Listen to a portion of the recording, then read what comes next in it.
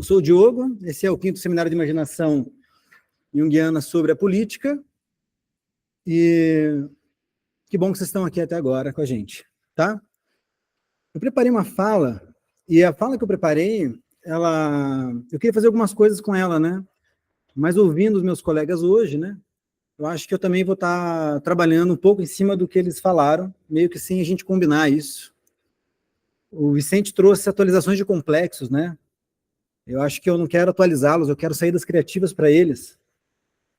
A Vera falou que é impossível pensar em algo novo sem luta, né? Eu acho que eu também vou estar tocando nisso.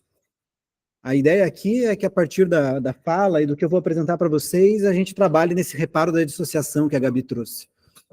E se o mito cristão está acabando, e tomara que acabe, que outras mitologias estejam em erupção hoje para a gente, tá? Das coisas que eu queria falar antes de ouvir as falas, eu queria dizer que esse é um tema importante para mim. Eu gosto muito de falar sobre essas coisas, de estudar essas coisas, pessoalmente, assim. Eu gosto da música rap, eu gosto de pensar psicologia a partir das manifestações culturais, e para mim é um tema muito sensível, muito importante, então eu estou um pouco satisfeito. Eu vou parecer um pouco alguém que ouviu um álbum e está muito afim de falar sobre ele e de poder mostrar para os amigos e para os colegas o quão legal são essas coisas, assim. Pode ser que vocês sintam isso, e um pouco é verdade. Também eu queria apresentar para vocês um artista e o trabalho dele. A ideia aqui é uma apresentação, uma exposição. Não há muitos comentários, não há muito mais o que fazer do que já não foi feito. Mas eu acho que eu vou tentar trazer eles para vocês que vocês o conheçam. Aliás, eu já mandei as músicas no grupo, para vocês, para quem não conhecia, conhecer. E o terceiro ponto, bastante importante, é trazer para o campo junguiano, né? Agora há pouco foi falado, né, do porquê que os junguianos não estão pensando sobre o samba-enredo da Mangueira, né? Então eu acho que trazer o rap, trazer as manifestações do hip-hop, para pensar na psicologia junguiana, apresentar para o campo junguiano, eu acho que é uma coisa legal que precisa ser mais feita. Não vou dizer que não está sendo feito, acho que deve estar, mas precisa ser mais feita, né? Eu consegui trazer isso para vocês perceberem, quem sabe muito longe do gosto musical ou das procuras pessoais de vocês, possa ser um ganho. E para quem gosta, é fã do artista, já está empolgado que vai poder ouvir falar dele aqui, espero estar à altura do que ele traz, para que vocês gostem bastante do que vão encontrar, tá? Faria o possível, tá bom? Bom, é uma leitura, né? E eu preciso passar o slide, então não vou mais ver vocês, não. Eu tenho que ficar com o slide aberto aqui. Passa? Passa. Ei, pronto. Então, beleza. O meu slide é mais para um apoio visual e vão estar citações diretas. Todo o resto vem com a minha voz, tá bom? Só para vocês não se perderem.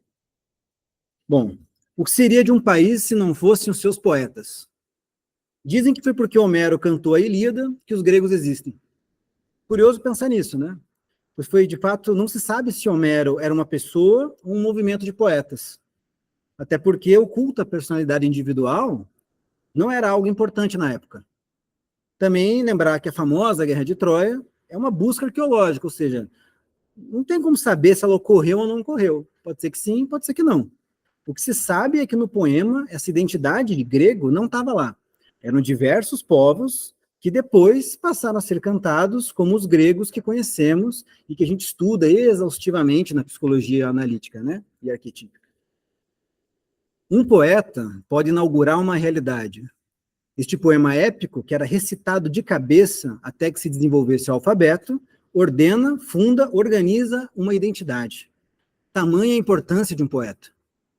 Ele produz imagens que criam realidades, função que chamamos de musa, que é a possibilidade de fazer vir a existir. Criar consciência. Ou como Jung afirma, se uma coisa não vira imagem psíquica, é como se não existisse. Somente através da imaginação e da arte dando forma e contorno é que se pode inaugurar realidades psíquicas. Por isso, para imaginar um mundo novo, eu vou recorrer a um poeta brasileiro e contemporâneo. A psique expressa, sim, suas necessidades e finalidades mediante a cada tempo, com as questões importantes para aquele povo naquele tempo. Há então formas, símbolos e temas que emergem da produção cultural de um povo e que são as questões e mistérios necessários para uma investigação psicológica do agora, do hoje. Imaginação cultural é o nome do grupo de estudos que eu coordeno e que tem por interesse o estudo da mitologia, levando em conta contexto, retórica e historicidade, ao invés de uma visão conteudista e essencialista do mito. Estudamos aquelas manifestações culturais anímicas para poder nos posicionar nas questões de hoje, completamente informados pela herança cultural humana. Através das produções culturais, que se sabe como cada povo, cada tempo, elaborou e imaginou as questões que a alma precisava expressar e elaborar, e ver a si mesma, para poder mover-se. E é assim que eu gostaria de aproximar da tarefa de imaginar um mundo novo hoje, procurando uma manifestação cultural que esteja fazendo alma, expressando em sua poesia as necessidades psicológicas do nosso tempo, informando para onde ruma tudo isso. Acredito que é na tradição do rap, que significa literalmente ritmo e poesia, onde vamos melhor encontrar o material, a potência e o valor capaz de fazer com que a alma mova-se e conheça-se. E vou explicar um pouco disso, do porquê vou escolher esse movimento. Os pesquisadores Anthony Pym e Christopher Driscoll, ao falar sobre a tamanha importância da cultura hip-hop, vão falar que os mundos culturais que criamos fornecem cartografias de nossas ansiedades, esperanças, sonhos e percepções individuais e coletivas sobre a nossa existência. De um modo geral, tudo isso indica nosso esforço para dar sentido à vida e, assim, desenvolver orientação para navegar pelas circunstâncias da vida. E esses mapas também ajudam a moldar os nossos mundos. Já o filósofo Francisco Bosco vai elaborar no mesmo sentido, e aqui eu vou deixar um pouco mais brasileiro, quando afirma que foram esses mundos culturais criados pela cultura popular que consolidaram o sentimento de alma e o princípio espiritual, onde o Brasil melhor experimentou parâmetros democratizantes efetivamente integradores, de encontro deshierarquizado entre as diversas complexidades do povo. Para Chico, foi na cultura popular que boa parte do povo brasileiro se reconheceu, e por meio dela se estabilizou enquanto comunidade imaginada. Para ele, na geração da Gal, do Caetano, dessas pessoas, foi onde o país encontrou a sua melhor imaginação de si mesmo. Muito importante que alguém imagine esse país. Esse país vem sendo melhor imaginado não pela política institucional, mas vem sendo melhor imaginado pelos movimentos poéticos que ele produz. Bom, a gente já experimentou, então, essa imaginação em outra geração, claro, mas eu queria chamar a atenção para uma manifestação mais recente de imaginação de país, que acontece com o surgimento do grupo Racionais MCs e o revolucionário álbum Sobrevivendo no Inferno. É aí onde ocorreu o maior ponto de virada na música popular brasileira enquanto produtora de identidade. Ao mesmo tempo que o grupo, para o filósofo Chico Bosco, firma o rap e a cultura hip-hop como música popular brasileira, e é isso que esse gênero é hoje. Esse ano ele chegou a ser mais ouvido, em alguns momentos, do que o sertanejo universitário no Spotify. Pelas primeiras vezes. Também marca um momento onde a consciência de que a cultura popular, na sua dimensão simbólica, com efeitos sociais e econômicos limitados, não poderia continuar servindo de álibi para o insuperável déficit da democratização do país. Com isso, o rap inaugura uma percepção da falsa simetria que a ideia de democracia racial tentou emplacar, como uma falsa paz também que existia nesse país. Portanto, o hip-hop emergiu como modo alternativo de criação de significado, um novo mapa, destacado por descrições profundas da decadência urbana, como parte da política de desrespeito racial. Na verdade, o hip-hop celebra a animosidade em relação a essas circunstâncias e valoriza os esforços industriosos para não sucumbir a tais circunstâncias. Achei muito feliz a escolha da palavra animosidade. O hip-hop, então, permanece dinâmico, diverso e em constante evolução, à luz das circunstâncias mutáveis da sociedade e da cultura. Ainda assim, pode-se pensar no hip-hop como um trickster pós-moderno, que abre novas possibilidades de encontro, modalidades alternativas de formação de identidade e narrativa sobre essas identidades. Essas histórias privilegiam as margens da vida como locais de criatividade e abundância cultural, baseando-se em uma riqueza de influências musicais e mantendo um controle firme sobre a dinâmica da vida urbana. O hip-hop inaugurou uma estética alternativa que celebra a vida como uma disrupção. Seu significado é definido por uma ocupação rebelde do tempo e do espaço. Hillman, que afirma que o movimento de fazer alma prefere o marginal ao seu centro, vai dizer... Opa! Ih, não botei o Hillman aqui. Ele vai dizer o seguinte: nós perdemos a palavra alma, exceto por cemitérios ou igrejas nos domingos. Mas, felizmente, a palavra alma voltou. Voltou através da música soul. A alma reapareceu nas ruas novamente. Deixou o cemitério e veio através das ruas. Parece que é no rap onde a alma está sendo feita e é por onde a alma voltou às nossas vidas. É onde toca as profundas patologias do nosso país e oferece as coordenadas simbólicas necessárias para imaginar um novo país. Em 2020, eu apresentei nesses mesmos seminários o trabalho chamado Cartas de Amor. Está no YouTube, caso vocês queiram assistir. Nele eu trouxe o Emicida e o seu Projeto Amarelo.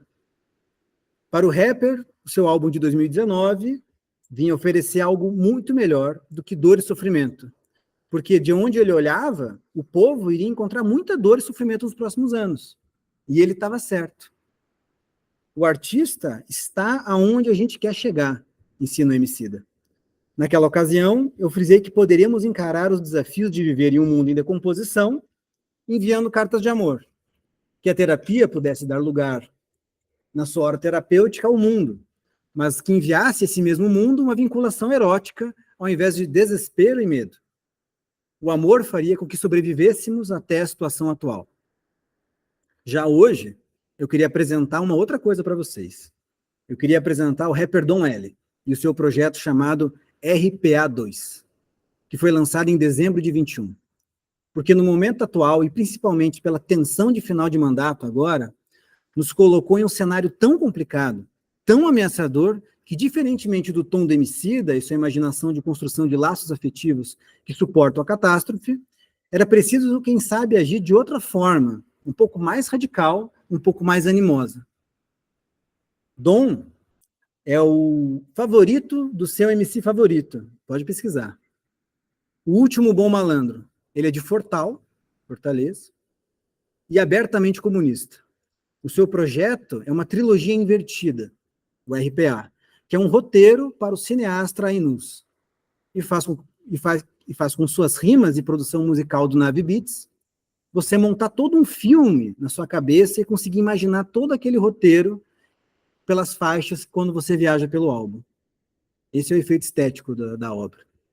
Dom explica sobre o seu projeto assim em uma entrevista recente. E esse é ele aí, na imagem.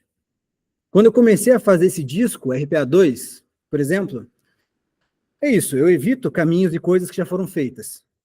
Uma coisa muito comum é falar de distopia. Meu, que futuro distópico. O nosso passado já é distópico, imagina o nosso futuro.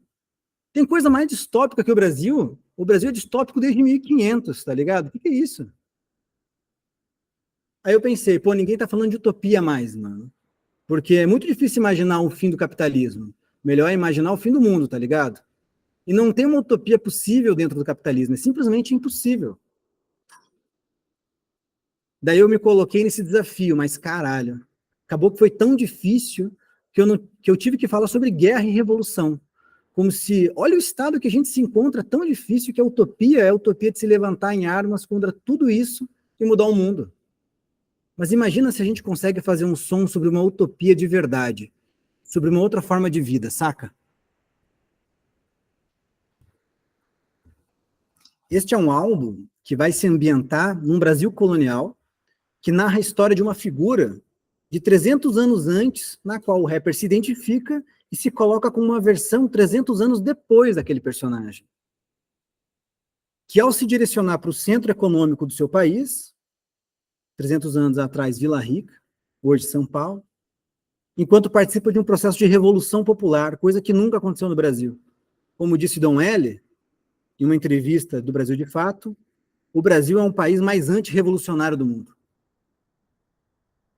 É nesta metáfora que faz com que que faz falar do passado no futuro que o álbum celebra que a inauguração de um mundo novo passa pela consciência de que há uma necessidade de revolução. Agora imagina só que esse álbum ganhou o prêmio de melhor álbum do ano pela Associação de Críticos de Artes de São Paulo. Um álbum de rap comunista que fala abertamente de revolução armada, feito por um nordestino durante um governo genocida. Tamanha potência poética que o artista e o projeto entrega. É inegável. Não deu para ignorar dessa vez. Eles tiveram que ouvir.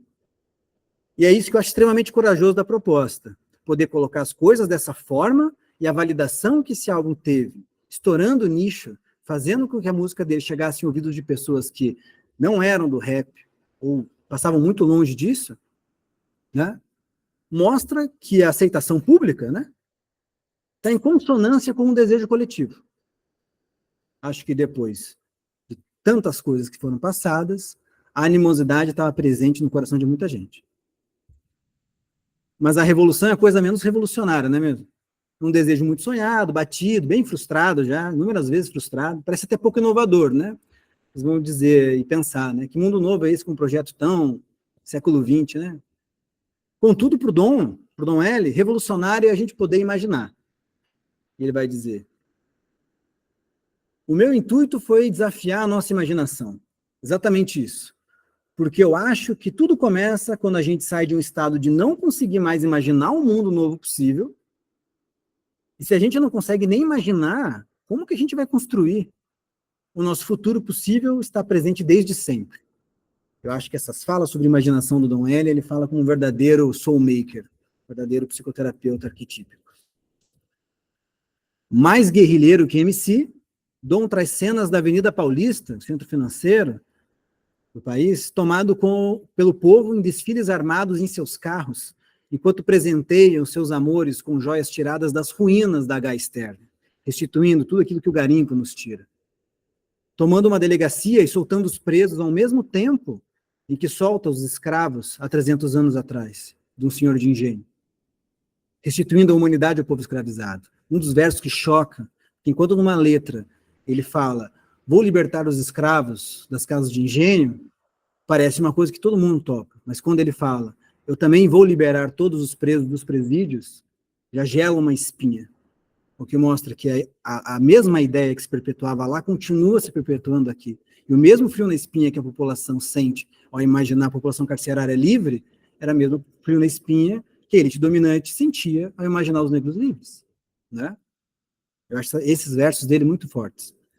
Cena que mostra um episódio histórico, onde a maldita fome do ouro, aura sacra fames, faz faltar recurso de subsistência em Vila Rica. Tanta gente vai para Vila Rica atrás de ouro que não tinha comida, as pessoas tinham que trocar ouro por água, que é uma metáfora para a crise neoliberal atual.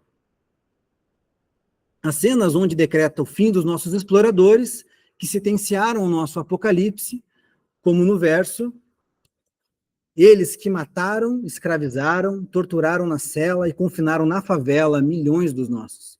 Depois querem recontar a história e me negar os fatos. Eu prefiro recontar os corpos para a gente medir o estrago.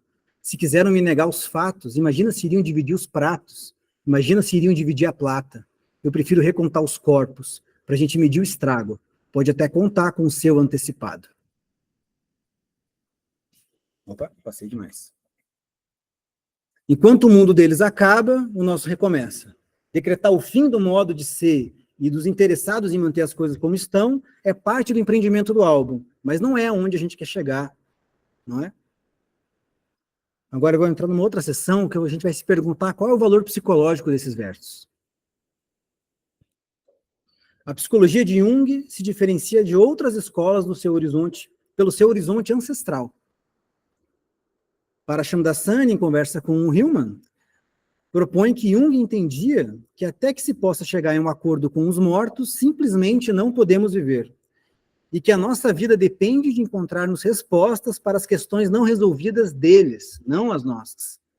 Sonu diz que pensamos que estamos criando questões, não estamos criando questões. Os mortos estão nos animando em todas as nossas falas hoje, em todo esse evento. em todos nós ouvintes.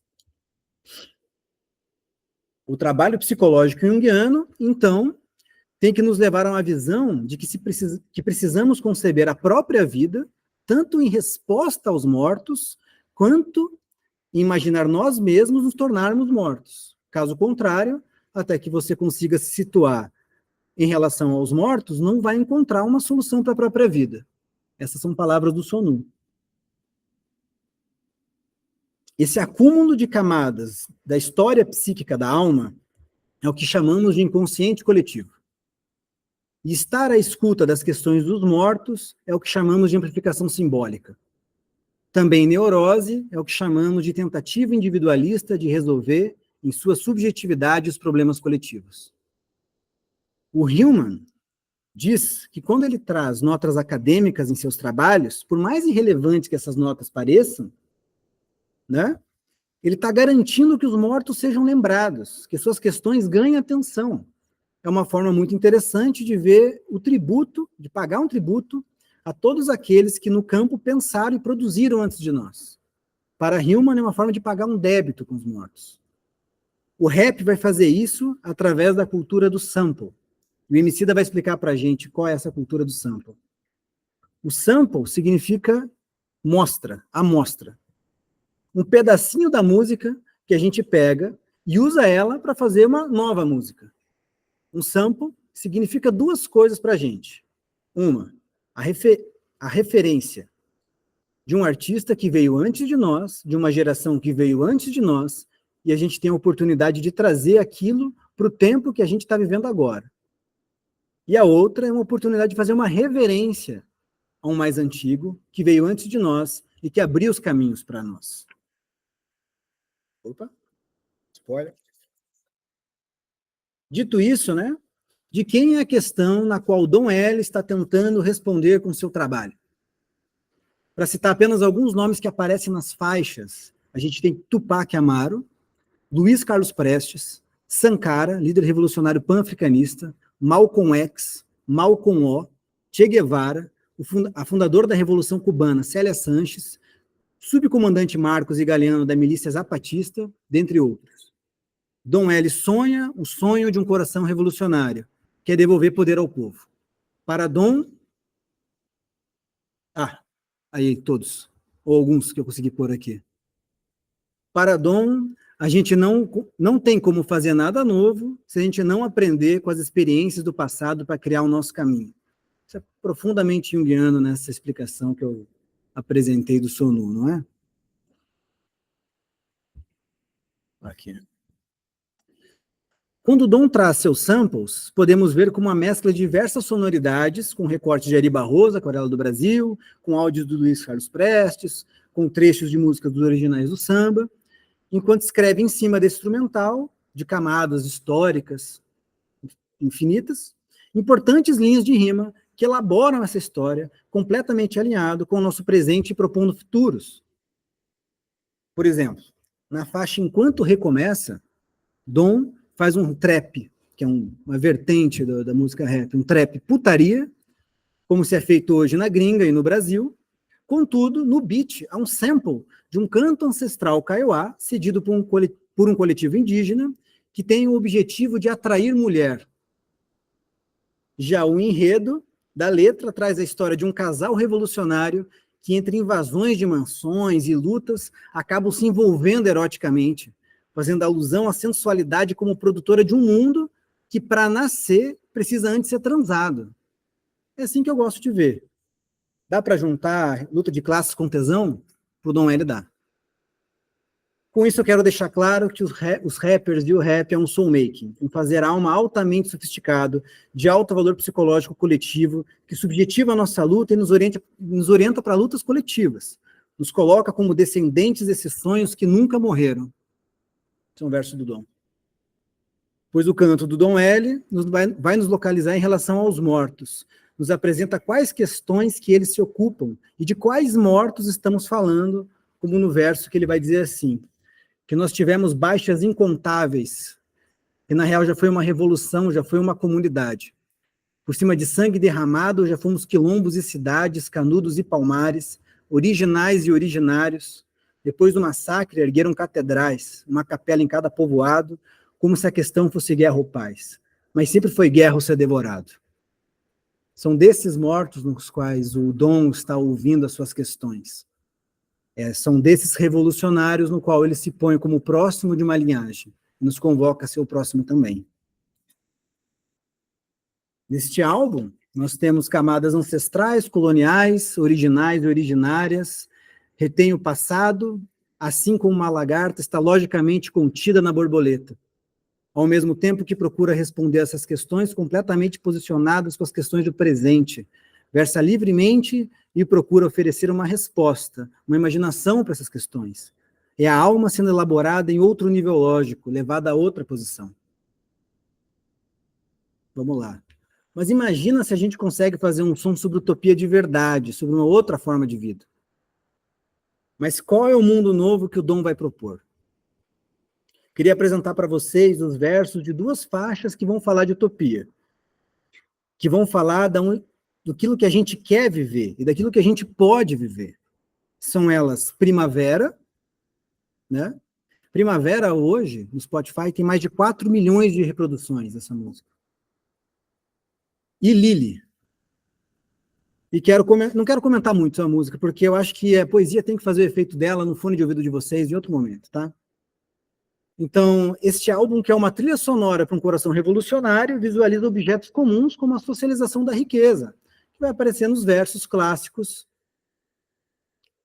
que se foda seus dólares na bolsa, suas empresas agora são do povo, suas terras são florestas de novo, suas mansões escolas. E, naquela alvorada, e a Lili, cadeias serão bibliotecas, mansões serão clubes de livre acesso, justiça que se efetive.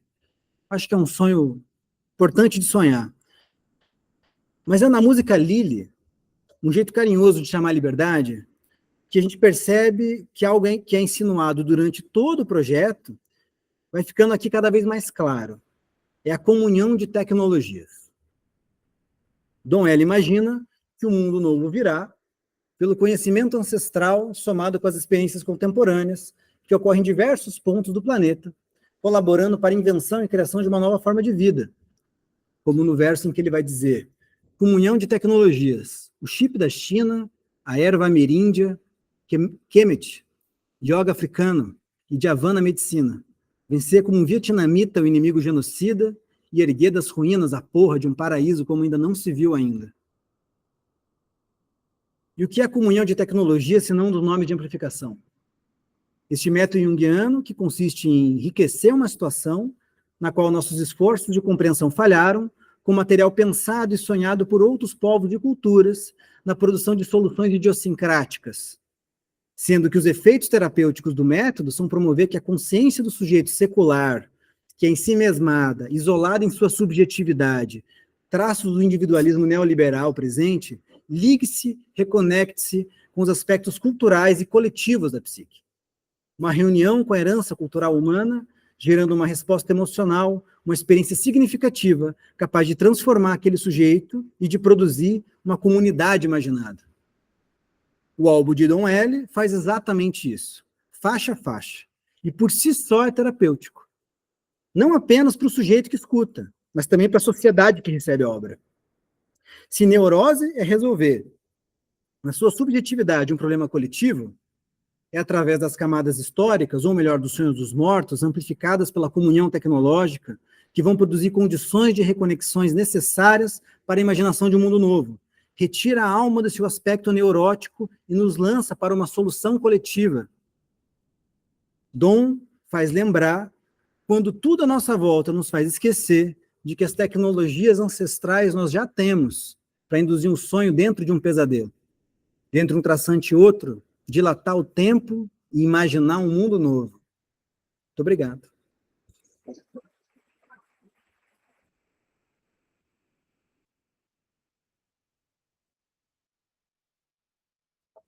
Liberado as perguntas, comentários, né?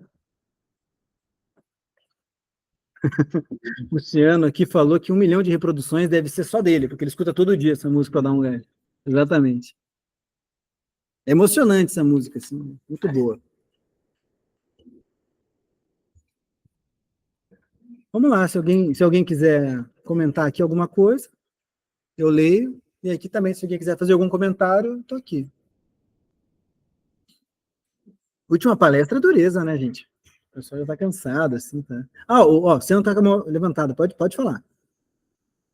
Salve. Estão me Salve. escutando? Sim. Arrasou. Não, eu vou confessar que eu já estava muito afim de fazer esse rolê quando eu vi pelo tema da imaginação política. Mas quando eu vi o rolê do Dom L, eu falei assim, não, é isso, eu tenho que colar mesmo. Dom L é um dos meus rappers favoritos. Eu sou rapper também, aqui em São Paulo. E, e é isso, mas eu acho que eu só queria comentar, trazer um pouco essa brisa assim de que tô muito nessa busca de estudar mais mesmo esses rolês. Estou muito contente de ter participado e tal, e quero poder trocar mais com vocês todos que trouxeram esses rolês. Trazer também, tipo, o quão doido, né, tipo, essa fita da utopia, né, tipo, ela é meio... Deixa eu pensar como construir o que eu quero falar, peraí. Mas é que eu acho que é isso, eu acho que eu tô com vontade no trabalho de base que eu faço na quebrada, tipo, poder estimular essas propostas de utopia, tal, de imaginação política, área 4, ao mesmo tempo que eu já fazia um pouco isso, mas eu fui percebendo que, tipo, é muito sutil, né, ou parece que esse limiar entre, tipo, propostas que, às vezes, é isso, né, tipo, quando a gente pensa em novos futuros, e aí o quanto que, tipo, isso às vezes cai para coisas meio neoliberais, assim, meio, tipo, de sei lá, na superfície do problema e tal, e aí eu tenho, tipo, pensado muito nessa brisa, assim, tipo, caraca, que da hora, tipo, poder pensar, quando a gente começa a pensar, né, principalmente, que alguém falou essa fita né, acho que foi a Roberta falou a fita do corpo também e tal, e de como que eu sinto que o colonialismo também faz essa cisão de corpo e mente e tudo mais, e que eu acho que pensamentos racializados, indígenas e negros, eles não fazem tanta essa diferenciação, e também não fazem a diferenciação do tempo, assim, né, tipo, então, o quanto que para pensar futuro, eu tenho que estar também conectado com esse passado e esse presente, porque só com essa memória eu consigo não repetir essas paradas, né? Tipo, e é isso que eu estou tentando fazer na metodologia que eu estou desenvolvendo aqui de aprendizagem, né? Tipo, então a gente pensa futuro, a gente pensa essas utopias, mas a gente sempre pensa contexto, a gente sempre pensa historicidade, os dados, né, fatos e coisas que aconteceram e tudo mais, para tipo evitar, né, tipo esse cair assim, tal nessas imaginações de futuro que são meio superficiais muitas vezes, né? Eu tô agora, tipo, convivendo com muita gente desse rolê de futurismo e que muitas vezes é uma galera que pensa num lugar muito mais superficial mesmo, meio gratiluz, assim. Mas eu acho que, para mim, tá num espaço como esse já é muito esse rolê, assim, de poder imaginar isso coletivamente e ver que tem gente pensando nisso, eu acho que dá essa esperança, né, tipo, e eu só queria trazer, compartilhar o que reverberou aqui mesmo, acho que é isso, valeu. Pô, cara, Pedro, fico bem feliz, assim, de você como rapper ter gostado, né? Ter achado que eu consegui honrar o suficiente, assim, né? Tudo, né, que o rapper representa. E eu imaginei, é difícil a gente falar, às vezes, de futuro, de sonho, e não ficar indo numa coisa muito romântica, né? Assim, você falou meio gratidão, uma coisa meio boba, né? Mas acho que também a gente tem que se permitir, às vezes, pensar em essas coisas, e é muito difícil. Acho que o Dom faz isso muito bem, né? Ele consegue produzir isso tudo, trazer. E fico pensando na tua experiência aí, né? Com a pedagogia, em tentar trabalhar isso direto com as pessoas, de conseguir resgatar essas coisas. É muito naquilo que a Gabi trouxe no final, né? Parece que são coisas tão ínfimas. Por exemplo, a gente está reunido aqui, vamos lá, não dá 70 pessoas, né? É uma coisa tão ínfima frente aos grandes problemões, né? Mas aquilo que ela disse, a gente altera um pouquinho, a gente continua garantindo que o mundo seja transformado, né? E transformável, assim. Então, eu acho incrível que você está comentando e compartilhando com a gente o trabalho que você faz. Se você tiver música também, põe lá no grupo para a gente conhecer, tá? Só uma coisa.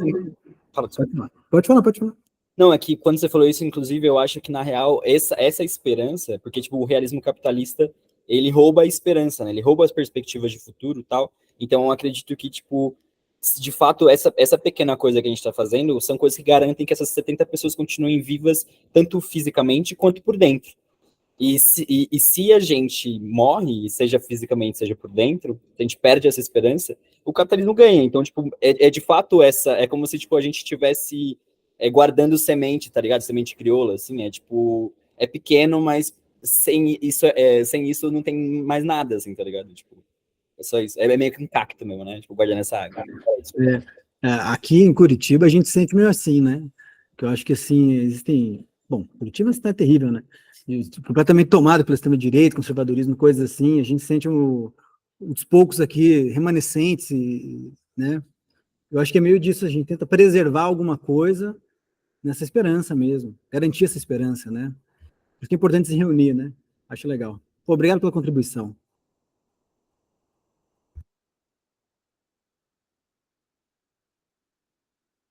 O pessoal tá me olhando com uma cara de happy hour aqui, que vocês não têm ideia.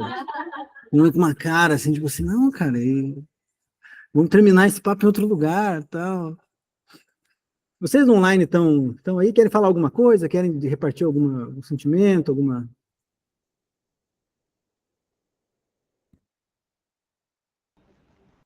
Eu quero, se ninguém falar rapidamente, que minha voz está piorando aqui, mas rapidamente foi muito bom terminar com essa, para a gente lembrar, né, primeiro, da importância das pequenas coisas, das pequenas resistências, né? A luta não é só a luta grandona, né? É essa luta do cotidiano, em que a gente não se permite, né, desistir, não é? No mínimo, imaginar. E como foi bom terminar com a arte, né? Lembrando a arte, o rap dentro da arte, né? Claro, né? Cada época criando uma arte, né? Ou várias artes, né? Que espelham a alma, né? Que eu acho que é essa, sem isso, por isso que as ditaduras são tão anti-artes, né? Anti-manifestações artísticas, né? Por isso é que o bolsonarismo foi tão contra as universidades, né? Enfim, tanta coisa, né? Nossa, quando a gente lembra, né? Os ministros da educação, ministros da cultura, é uma loucura, porque é aí que a resistência se mantém, né? É aí que a possibilidade de uma dissertação, né? De um manifesto, aconteça, né? É a partir dessa manifestação da alma, né, que se dá através da arte, principalmente, né? Bacana, assim. Obrigado, Vera. Eu também achei muito legal, assim. Quando eu ouvi esse álbum, 21, né? Ele deu uma combustível para 22, assim, incrível, porque as letras têm muita potência, muita raiva, muita luta, e realmente, assim, deu para mim, pelo menos, eu acho para quem ouviu, né, quem era fã, deu uma base para que a gente suportasse o período eleitoral com muita esperança, assim, né? Eu fui votar ouvindo a música Primavera, né? Para ter coragem de encarar as sessões eleitorais, estão uma zona e tal. E acho que é isso, né? Acho que a arte tem essa capacidade mobilizadora da psique coletiva muito grande, de instaurar esses climas emocionais, assim, que são, sei lá, tudo que a gente precisa, né? Espero que seja suficiente, né? Obrigado.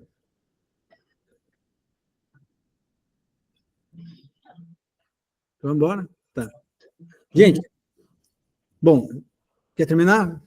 A gente vai se despedir de vocês. Obrigado, tá?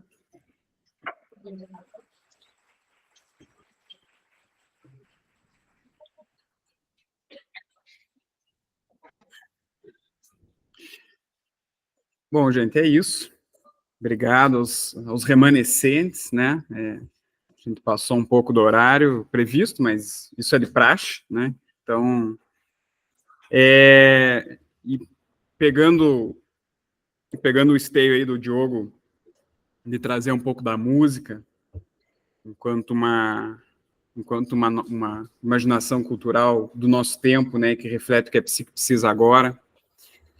Eu quero fazer isso também, e quero encerrar com uma música também. Eu não vou tocá-la, mas eu fui 2 semanas atrás, teve o show do Roger Waters aqui em Curitiba. E Diferentemente de 2018, onde também teve show do Roger Waters aqui em Curitiba, o estádio não estava lotado.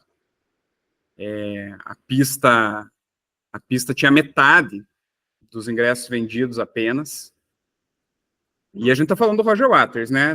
Talvez de uma das maiores bandas de rock do mundo, né? O Pink Floyd. E não lotou, né? E claro, isso se justifica porque a gente mora em Curitiba, né? E Curitiba é uma cidade um pouco conservadora demais, né? E eu acho que em 2018 as pessoas entenderam que a música do Pink Floyd era política, né? Que a música do Pink Floyd era de denúncia, né? E aí em 2023 as pessoas não foram no show, né? Só foi quem realmente já sabia disso. E ele faz um show extremamente político, mais do que 2018 ainda, com 4 telões gigantes, passando várias imagens durante o show sobre violência policial ao redor do mundo, com acusação de criminoso de guerra para todos os presidentes dos Estados Unidos. E a penúltima música do show é uma música de um sujeito que está indo viajar em busca da sua esposa, e ele não consegue chegar porque tem a Terceira Guerra Mundial e acaba o mundo. Essa é a penúltima música do show. Mas ele termina o show com uma outra música. Talvez, eu não sei se para amenizar um pouco o tom, ou para dar um pouco de esperança, porque se ele terminasse o show com essa música ia ser um pouco difícil. Ainda que conversando com as pessoas que foram no show, o dia seguinte foi um dia estranho. A música que ele encerra o show se chama Outside the Wall, em tradução Fora do Muro, né? E eu quero ler um trecho dela, já com a devida tradução. Sozinhos ou aos pares, quem realmente ama você faz de tudo do lado de fora do muro. Alguns de mãos dadas, alguns reunidos em bandos. Os de bom coração e os artistas fazem sua parte. E ao lhes darem tudo o que têm, alguns tropeçam e caem. Afinal de contas, não é fácil fazer seu coração bater contra um muro amaldiçoado. Bom, vou encerrar com essa frase, com esse trecho. E, gente, foi muito bom ter a companhia de vocês, aqui no presencial, no online. Nos acompanhem e ano que vem vai ter o 6º seminário, espero revê-los novamente.